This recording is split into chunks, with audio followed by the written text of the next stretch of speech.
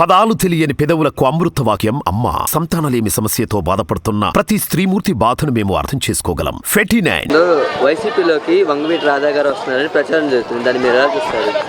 అంటే మీరే అంటున్నారు కదా ప్రచారం అని. ఆయన నోటికుండా అయితే ఇంకా రాలేదు. వస్తే వెళ్ళని గుడ్డు బాగుంటుంది పార్టీకి.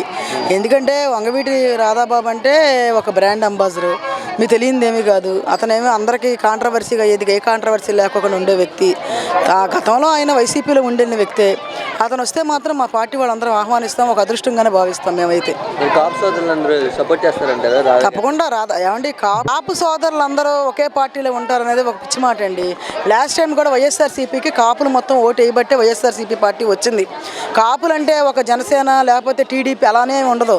ఇప్పుడు ఎవరు లబ్ధిదారులు, ఎవరు లబ్ధి పొందారు, ఎవరికి అవకాశం వచ్చింది. ఇప్పుడు సపోజ్ కాపులు నిలబెడితే కాపులు కొంత ఓటు వేస్తారు కదా ఆటోమేటిక్గా. పవన్ కళ్యాణ్ గారు కాపు అయితే ఆయనకి పడేది పవన్ కళ్యాణ్ ఆశయాలు చూసేయాలి, కానీ కులాన్ని చూసేస్తే అది పార్టీ ఎందుకు అవుద్దండి?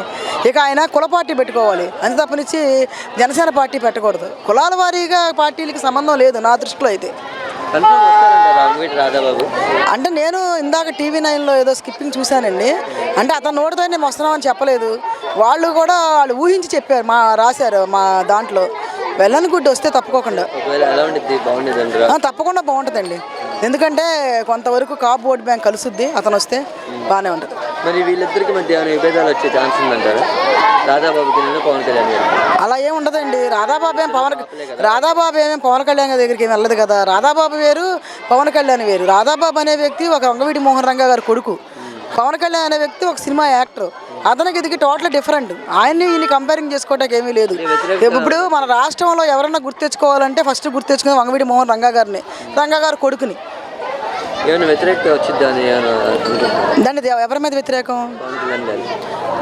పవన్ కళ్యాణ్కి వేయాలని ఫిక్స్ అయిన వాళ్ళు పవన్ కళ్యాణ్కి వేస్తారండి. వైసీపీకి వచ్చేటప్పటికి కాపులకి చాలా చేసింది. ఎందుకంటే మినిస్టర్లు ఇవ్వడమే కానీ, కాపు కార్పొరేషన్ పెడతమే కానీ. అలాగే వచ్చేటప్పటికి మొన్న ఈ మధ్యన రీసెంట్గా కాపులకి 15,000 రూపాయలు ఆడవాళ్ళకి వేయడం జరుగుతుంది. కాపులకు అదే కాకుండా కాపుల్లో ఉన్న అట్టడుగు ఉన్న వాళ్ళకు కూడా పథకాలు మొత్తం వెళ్ళినాయి. అన్ని విధాల పథకాలు వెళ్ళినాయి. ఇల్లు వెళ్ళినాయి. అలాగే వచ్చేటప్పటికి మనకు 15,000 రూపాయలు వెళ్ళినాయి. రుణమాఫీ వెళ్ళినాయి. వాళ్ళంటే వాళ్ళ భర్తలు ఒక టైలర్ అవ్వచ్చు, ఆటో డ్రైవర్స్ అవ్వచ్చు, ఏదైనా ఎనీ డిపార్ట్మెంట్ అందరికీ కూడా న్యాయం జరిగింది. ఇప్పుడు మనకు న్యాయం జరిగింది, మనకు లబ్ధి పొందాం అనుకున్న వాళ్ళే ఓటేస్తారు తప్పకోకుండా. అది కాకుండా జగన్మోహన్ రెడ్డి గారికి మీద అభిమానం ఉన్న వాళ్ళందరూ కూడా వేస్తారు. పవన్ కళ్యాణ్ పరిస్థితి చంద్రబాబు నాయుడు చెప్పాలి, లేకపోతే పవన్ కళ్యాణ్ గారు చెప్పాలి. ఇప్పుడు ఆయన సింగిల్గా ఇండివిజువల్గా పోటీ చేస్తే ఆ దారి వేరండి. ఆయనకి ప్రత్యేకించి కొంతమంది కాపులు వేసే అవకాశం ఉంటుంది. కానీ ఆయన అసలు నేను ఎప్పుడు కూడా ఎవరినో నేను సీఎం చేస్తాను, ముఖ్యమంత్రిని చేస్తాను నేను అని చెప్పేసి మీరు వెళ్ళి చంద్రబాబు నాయుడు గారికి వాటర్స్ మొత్తం కాపులు మొత్తం అమ్ముతానంటే ఎవరు ఒప్పుకుంటారు చెప్పండి? నెవర్. ఇప్పుడు జగన్ గారి సంక్షేమ పథకాలు ఉన్నాయి కదా, వాటి మీద చంద్రబాబు గారు విమర్శలు చేస్తున్నారు. అసలు ఎందుకు పనికిరాని అంటే ఇప్పుడు ఆయన చేయలేని పథకాలు అమలుపరచిన పథకాలు చేస్తూ కూడా నేను ఇంకా ఎక్కువ పథకాలు ఇస్తాను. మరి అంతకుముందు ఎందుకని ఇవ్వలేకపోయాడు? ఇప్పుడు ఆయన 30 సంవత్సరాల అనుభవం ఉందంటున్నాడు, 3 సార్లు ముఖ్యమంత్రి అయ్యాడు. ఎందుకని ఇవ్వలేకపోయాడు ఆయన? చెప్పమనండి ఒకసారి. అతనికి ఆలోచనే రాలేదు. అతనికి అసలు ప్రజలకి ఆయన చేతితో పెడతామనేది ఆయన ఒప్పుకోడు. ఆ రోజుల్లో ఆయన అధికారంలో ఉన్నప్పుడు రామారావు గారు చనిపోయిన తర్వాత ఒక రైతు మార్కెట్ ఒకటి పెట్టినట్టున్నాడు నాకు తెలిసి. కరెంటు బిల్లులు కట్టకపోతే రోడ్డు మీద సామాను పడేసి కరెంట్ ఆపేసిన రోజులు ఎన్నో ఉన్నాయి. చంద్రబాబు నాయుడు గారే కనుక శుభ్రంగా చేస్తే చంద్రబాబు నాయుడు గారిని అంత ఓడించి డిపాజిట్లు లేకుండా ఎందుకు చేస్తారు? చంద్రబాబు నాయుడిని ప్రజలు తిరస్కరించబట్టే ఆయన ఇప్పుడు ఆయన మొహం చూస్తే ఓటేయరని ఇవాళ పవన్ కళ్యాణ్ గారిని, బీజేపీని అందరినీ కూడా పొత్తులు పెట్టుకొని వెళ్ళాలన్న ఆలోచనలో ఉన్నారు. లేదు, ఇక్కడ అంబేద్కర్ రాజ్యం జరగట్లేదు, రాజధాని రాజ్యంగా జరుగుతుంది అని విమర్శలు కూడా చేస్తున్నారు. అంబేద్కర్ స్టాచ్యూ విజయవాడ నడిబొట్టిన ఎవరు పెట్టారో అర్థమవుతుంది కదా. ఇవాళ అంబేద్కర్ ఆశయాలు ఉండబట్టే అట్టడుగునున్న వాళ్ళ బడుగు బలహీన వర్గాలని మేము ఉన్నతమైన స్థానంలో కూర్చోబెట్టాం. ఇవాళ అంబేద్కర్ ఆశయాలు ఉండబట్టే ఒక హోమ్ మినిస్టర్ ఇచ్చాం. అంబేద్కర్ ఆశయాలు ఉండబట్టే బీసీలకి ఎక్కువ పదవులు ఇచ్చాం. ఇవాళ మీరు చూసుకుంటే ఇవాళ రాష్ట్రంలో బీసీలని అంత ఉన్నతమైన స్థానంలో కూర్చోబెట్టింది ఎవరంటే వైఎస్ఆర్సీపీ వాళ్ళే. రౌడీ రాజ్యం జరుగుతుంది. రౌడీ రాజ్యమును కాలుమని సెక్స్ రాకెట్లు అవన్నీ కూడా టీడీపీ గవర్నమెంట్లో జరిగినాయి. ఇప్పుడు ఏదో చేస్తారని చెప్పినట్టు అందరూ మర్చిపోయారు అనుకుంటున్నారు. చంద్రబాబు నాయుడు అధికారంలో ఉండగా ఆఖరి కాంగ్రెస్లో ఉన్నవాడు ధర్నా చేసుకోవడం లేకపోతే ఆడవాళ్ళు కూడా ఈడ్చుకొని వెళ్ళి జైల్లో పడేసిన రోజులు ఉన్నాయి, కేసులు పెట్టించుకునే రోజులు ఉన్నాయి. ఆయన రౌడీల గురించి లేకపోతే ఆయన అరాచకాల గురించి చెప్పడానికి ఇక్కడ ఎవరు చెవిలో పువ్వు పెట్టుకోవాలి. ఇది జగన్ గారు ఏదైతే ఉందో ఈ నెల నుంచి తాతలకు కానీ మా అమ్మలు కానీ 3,000 రూపాయలు ఇస్తామని చెప్తున్నారు. దాన్ని ఎలా చూస్తారు? ఏమంటే 3,000 రూపాయలు ఇవ్వటం అనేది నిజంగా అసలు ఎవరు ఇవ్వలేరు, కానీ ఒక జగన్మోహన్ రెడ్డి గారే ఇస్తున్నారు.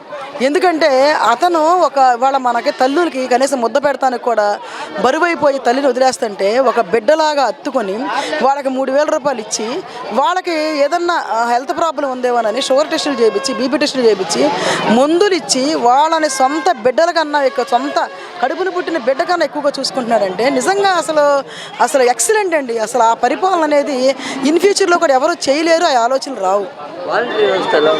వాలంటరీ వ్యవస్థ తెల్లారగట్ట 5ంటికి వెళ్ళి పెన్షన్ ఇస్తుంది. ఒక ఎంఆర్ఓ ఆఫీస్కి వెళ్ళాలన్నా లేకపోతే ఎక్కడికైనా వెళ్ళాలన్నా పని చేయించుకోవాలంటే చాలా ఇబ్బంది పడేవాళ్ళు. వాళ్ళే ఇంటికి వచ్చి తీసుకొని వెళ్ళి పనులు చేయించే పరిస్థితి వాళ్ళు కనపడుతుంది.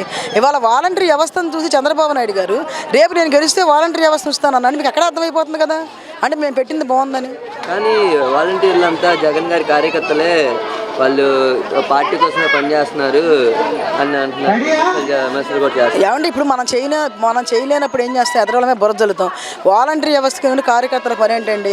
వాలంటరీ వ్యవస్థలు ఏమన్నా మాలాగా ఏమైనా కండవాలు వేసుకుంటున్నారా? పార్టీ కార్యక్రమాలకు వెళ్తున్నారా? వాళ్ళకి శాలరీ ఇస్తున్నాము. ఇంట్లో ఉండి ఆడవాళ్ళు కనీసం ₹1 కూడా లేకుండా ఉన్న వాళ్ళకి ఉద్యోగాలు ఇచ్చాము. మేము డిగ్రీ చదువుకున్న వాళ్ళకి చక్కగా ఇళ్ల పక్కన 50 ఇళ్ళు చేసుకుంటున్నారు. ఒక రకంగా 50 ఇళ్ళు చేసుకుంటే పెద్ద గొప్పగా ఉచితంగా ఇచ్చినట్టే ఆడవాళ్ళకి ఈ రకంగా కూడా మేము సహాయం చేస్తున్నాం. మా ప్రభుత్వం ఉన్నప్పుడే జాబ్లు ఇచ్చాము. ఆయన అయితే ఎవరికి ఇవ్వలేదమ్మా. ఆయన సామాజిక వర్గాన్ని డెవలప్ చేసుకున్నాడు.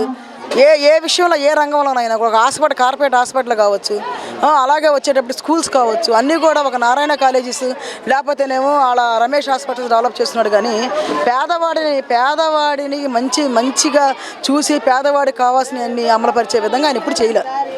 వాళ్ళే ఇంటికి వచ్చి తీసుకొని వెళ్ళి పనులు చేయించే పరిస్థితి వాళ్ళు కనపడుతుంది. ఇవాళ వాలంటరీ వ్యవస్థను చూసి చంద్రబాబు నాయుడు గారు రేపు నేను గెలిస్తే వాలంటరీ వ్యవస్థ ఉంచుతానన్నాను. మీకు ఎక్కడ అర్థమైపోతుంది కదా, అంటే మేము పెట్టింది బాగుందని. కానీ వాలంటీర్లు అంతా జగన్ గారి కార్యకర్తలే, వాళ్ళు పార్టీ కోసమే పనిచేస్తున్నారు అని అంటున్నారు. ఏమంటే ఇప్పుడు మనం చేయలేనప్పుడు ఏం చేస్తే ఎదరమే బుర్ర జల్లుతాం. వాలంటరీ వ్యవస్థకి కార్యకర్తల పని ఏంటండి? వాలంటరీ వ్యవస్థలు ఏమన్నా మాలాగా ఏమైనా కండవాలు వేసుకుంటున్నారా? పార్టీ కార్యక్రమాలకు వెళ్తున్నారా? వాళ్ళకి శాలరీ ఇస్తున్నాము. ఇంట్లో ఉండి ఆడవాళ్ళు కనీసం ₹1 కూడా లేకుండా ఉన్న వాళ్ళకి ఉద్యోగాలు ఇచ్చాము. మేము డిగ్రీ చదువుకున్న వాళ్ళకి చక్కగా ఇళ్ల పక్కన 50 ఇళ్ళు చేసుకుంటున్నారు. ఒక రకంగా 50 ఇళ్ళు చేసుకుంటే పెద్ద గొప్పగా ఉచితంగా ఇచ్చినట్టే ఆడవాళ్ళకి ఈ రకంగా కూడా మేము సహాయం చేస్తున్నాం. మా ప్రభుత్వం ఉన్నప్పుడే జాబ్లు ఇచ్చాము. ఆయన అయితే ఎవరికి ఇవ్వలేదమ్మా. ఆయన సామాజిక వర్గాన్ని డెవలప్ చేసుకున్నాడు. ఏ విషయంలో ఏ రంగంలోనైనా ఒక హాస్పిటల్, కార్పొరేట్ హాస్పిటల్ కావచ్చు, అలాగే వచ్చేటప్పుడు స్కూల్స్ కావచ్చు, అన్నీ కూడా ఒక నారాయణ కాలేజెస్ లేకపోతేనేమో అలా రమేష్ హాస్పిటల్స్ డెవలప్ చేస్తున్నాడు. కానీ పేదవాడిని మంచిగా చూసి పేదవాడికి కావాల్సినవన్నీ అమలుపరిచే విధంగా ఆయన ఇప్పుడు చేయలేదు.